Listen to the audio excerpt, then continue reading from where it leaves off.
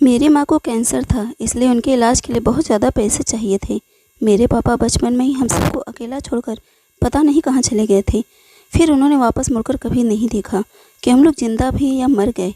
मैं अपने भाई बहनों में सबसे बड़ी थी, पर फिर भी अभी मैं 16 साल की थी। मेरी माँ मेरे दोनों छोटे भाइयों को और मुझे तब तक अच्छे से खिलाई पिलाई और पढ़ाई लिखाई जब तक उनके शरीर में दम था। उसके बाद कैंसर ने उन्हें एकदम से तोड़कर रख दिया। वो बिस्तर पकड़ ली।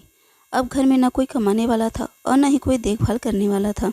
मेरी माँ दिन रात रोती थी कि हम लोगों की देखभाल कैसे होगी। अब मैंने अपनी पढ़ाई छोड़ दी, यहाँ तक कि मेरे दोनों छोटे भाइयों की भी पढ़ाई छूट गई, क्योंकि उनकी फ़ीस जमा करने के लिए हमारे पास पैसे ही नहीं थे। इसलिए स्कूल वालों ने निकाल दिया। फिर किसी तरह माँ ने ग्राम प्रधान से रिक्वेस्ट करके बच्चों का एडमिशन सरकारी स्कूल में करा दी और मैं भी गांव के सरकारी स्कूल में जाने लगी। पर फिर भी कपड़े, किताब और घर में खाने के लिए कुछ तो पैसे चाहिए होते। जिनके पास पैसा होता है उनको बाहर से भी हेल्प मिल जाती है, पर जिनके पास पैसे नहीं होते तो लोग उनकी हेल्प करने से कतराते हैं, और कर भी दे तो कितना करेंगे। इसलिए मुझे काम करने के लिए घर से बाहर जाना पड़ा। मैं ज़्यादा कुछ काम नहीं कर सकती थी, इसलिए घरों में काम करना शुरू कर दी, जिससे कि थोड़े बहुत पैसे आ सके। काम करने के साथ साथ मुझे बहुत जिल्लत भी सहनी पड़ती थी। मैं एक अंकल के यहाँ काम करती थी। उनकी 2 बेटियाँ थीं। उनकी दोनों बेटी बहुत प्यारी और बहुत सुंदर थी और काफ़ी पैसे वाले भी थे वो लोग। पर वे दोनों लड़की बिगड़ी हुई थी। मालकिन कह के जाती तो मुझे कह कर जाती कि सुप्रिया, मेरे बच्चों पर ध्यान देना। अब मैं उनके बच्चों का क्या ही ध्यान रखती और कैसे रखती। वे लोग मुझसे कितनी बड़ी थीं, पर शुरुआत में मुझे ये बात समझ नहीं आती थी कि वो ये बात क्यों कहकर जाती थी। ये ऐसा क्या काम करती थी। मुझे काम करते हुए उनके यहाँ करीब 2 महीने बीत गए। मुझे मेरी सैलरी टाइम पर मिल जाती थी, इसलिए मैं अपने भाइयों को पढ़ाती थी और माँ की दवा भी टाइम पर कराती थी। पर पैसे कम पड़ रहे थे। इधर मालकिन की दोनों लड़कियाँ इतनी ज़्यादा आवारा थीं कि जैसे ही मालकिन अपने काम पर जाती, वैसे ही लड़कियाँ सज संवर कर अपने घर से बाहर निकल जाती। जब मैं मना करती तो वे दोनों मुझे डांटती कि तू अपनी औकात में रह। एक दिन ये सब मुझसे नहीं देखा गया और मैंने अपने मालकिन से सारी बातें बता दी। तो मालकिन जाते जाते उन लोगों को धमकी देकर गई कि अगर घर से बाहर गई या सुप्रिया को डांटा तो तुम लोगों की खैर नहीं। उस दिन तो दोनों दीदी ठीक से थीं, पर उसके बाद वो लड़कों को घर पे बुलाने लगे और उनके साथ में ढेर सारी लड़कियां भी थीं। मालिक कहीं बाहर नौकरी करते थे, सारी जिम्मेदारी आंटी पर ही थी। उधर आंटी उनको धमकी देती तो उनके जाने के बाद दोनों दीदी कहती कि अगर तुमने माँ को कुछ भी बताया तो समझ लेना घर जाने के लायक नहीं रहेगी। अब मैं डर के मारे ना आंटी से कह सकती थी और न ही इन लोगों के साथ में रह सकती थी। इसलिए एक दिन चुपके से मैंने मालकिन ने जो मुझे मोबाइल दी थी उसी से इन लोगों का वीडियो बनाया और आंटी को देकर मैं यहाँ से नौकरी छोड़कर चली गई, क्योंकि मैं ऐसे माहौल में नौकरी नहीं करना चाहती थी। आंटी ने मुझे बहुत बुलाया पर मैं नहीं गई, तो आंटी ने भी फटाफट से अपने दोनों बिगड़ैल लड़कियों की शादी करके घर से हटा दी। घर से सिर्फ कुछ सामान और पैसे दी। बोली कि जाओ, अब वहाँ ससुराल में जैसा करोगी वैसा भरोगी। कुछ दिनों बाद मैं आंटी के घर गई थी। उन्होंने कहा कि सुप्रिया, तुम्हारी हेल्प से मुझे समझ में आया कि मेरी बेटियाँ कितने गलत रास्ते पर जा चुकी थी, इसलिए मैंने उनकी शादी एक ऐसे लड़के से की है जो कि दोनों को कंट्रोल कर सके, और अब वो सही रास्ते पर हैं। उम्मीद है कि आगे भी ऐसे ही रहे। पर तब तक मैं दूसरी नौकरी पकड़ चुकी थी, क्योंकि मुझे पैसों की बहुत ज़रूरत थी। तो मेरे बगल में ही एक संजना दीदी से मैंने बहुत रिक्वेस्ट की थी, तो उन्होंने मुझे दूसरे घर में काम दिलवा दी थी। उनके घर मुझे कुछ ज़्यादा ही पैसे मिल रहे थे। मालिक को सिर्फ एक 18 साल का लड़का था और कोई नहीं थे। उनके घर में 5 लोग थे।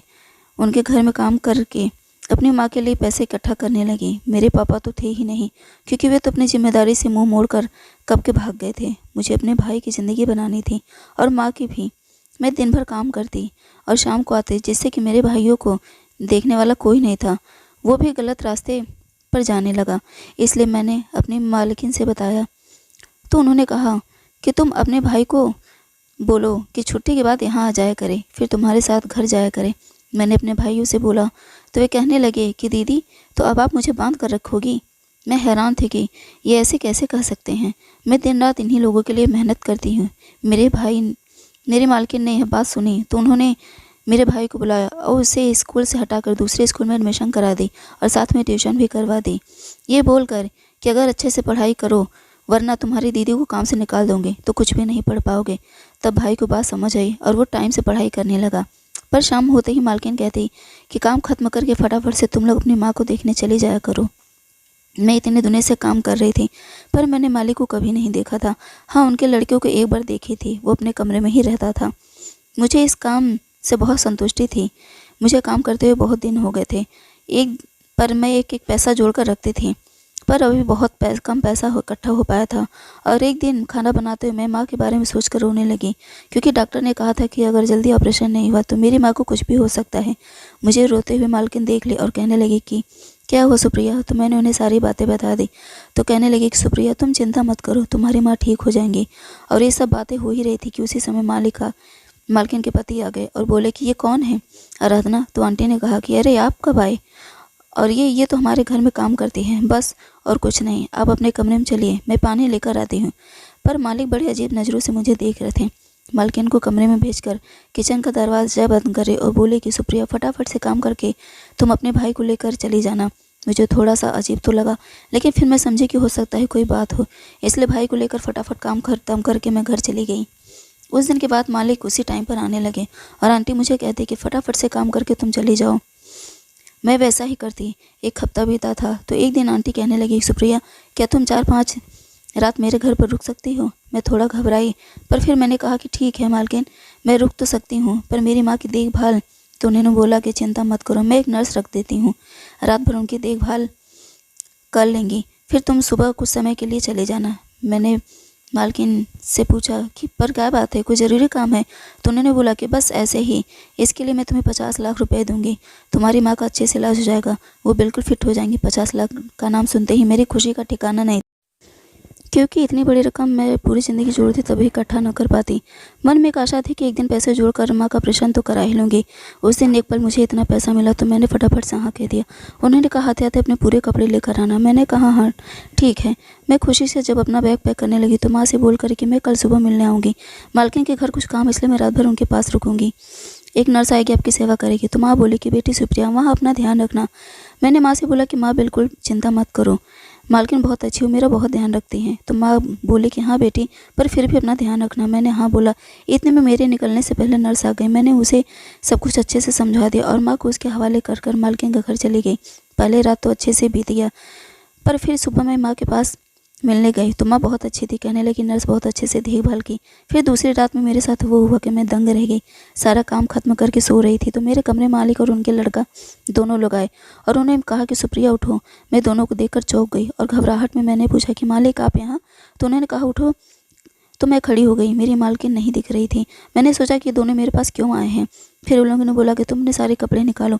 ये शब्द सुनकर मैं हैरानी से पूछी कि मालिक ये क्या बोल रहे हैं। तो उन्होंने कहा कि जो कपड़े भी बैग में लाई हो फटाफट से निकालो और हम सबको दो और हमारे साथ चलो। मुझे कुछ समझ नहीं आया तो मैंने बोला कि लेकिन क्यों, मेरे कपड़ों का आप लोग क्या करेंगे। उन्होंने कहा इसलिए तो तुम्हें बुलाया है, दो वरना ठीक नहीं होगा। मैं बहुत हैरान थी। मैं छोटी उम्र की थी लेकिन मुझे सब बातें समझ में आती थी।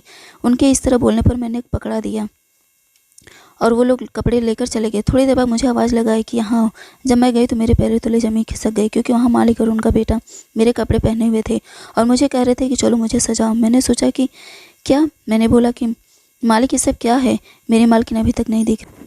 मैंने कहा मालकिन कहा है। तो लोग बोले चल पहले अच्छे से तैयार कर। मैंने उन लोगों को अच्छे से तैयार किया।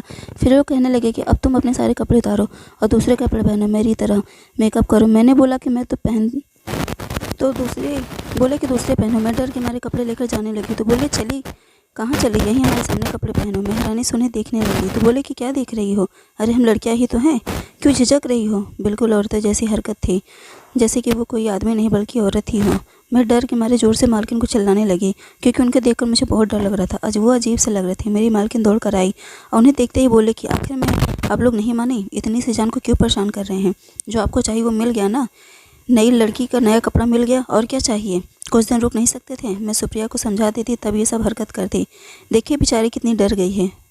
तो मालकिन को बोले कि यहाँ से जाओ, रात में मैं इनके साथ खेलूंगा। वो लोग एकदम औरतों जैसा व्यवहार कर रहे थे, हंसना बोलना देखकर मुझे बहुत ख़राब लग रहा था। मैंने कहा मालकिन आपने इसीलिए मुझे रोका था, ये दोनों तो पागल है, आपको इनका इलाज कराना चाहिए, इसके सिवाय आपने मुझे इस्तेमाल किया।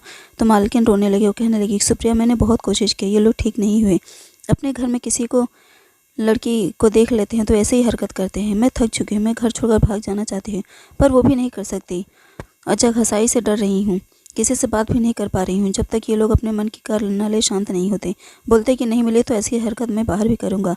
वो किचन में गई, कुछ दवा लेकर आई, दोनों को पीने के लिए दी। वो पीते हुए दोनों बेहोश हो गए। फिर मालकिन सबके कपड़े उतार कर मुझे दे दी और कहने लगी, सुप्रिया बस 4-5 दिन की बातें हैं, प्लीज़ ऐसे साथ दो। मैं बहुत परेशान हूँ, इसलिए कभी किसी लड़की को अपने घर में नौकरानी के रूप में नहीं रखती। तुम्हें परेशान देखा इसलिए मैं तुम्हें नौकरी पर रख ली। सिर्फ कुछ दिनों की बात है, 15-20 दिन के लिए साथ हो जाएंगे। मैंने कहा मालकिन आपको इनका अच्छे से इलाज कराना चाहिए। उन्होंने बोला कि कैसे कराऊं, किसके पास जाऊं, मुझे बहुत शर्म आती है, दुनिया हंसेगी। और मैंने कहा अगर ऐसे रहे तो सबके सामने बातें आ जाएंगे, फिर भी तो दुनिया हंसेगी। अच्छा है कि आप अच्छे डॉक्टर को दिखा दीजिए। मैं पहले जहाँ काम करती थी वो बहुत अच्छे डॉक्टर थे। मैंने मालकिन से उनसे मिला दिया। उन्होंने मालिक उनके बेटे का इलाज किया और धीरे धीरे वो लोग ठीक हुए। हालांकि आए दिन उन्हें दौरे पड़ते हैं, लेकिन डॉक्टर ने दवा दी जिसे खाकर वे लोग आराम से सो जाते हैं और सुबह सब ठीक हो जाते हैं। इसके बाद मालकिन ने मेरी माँ को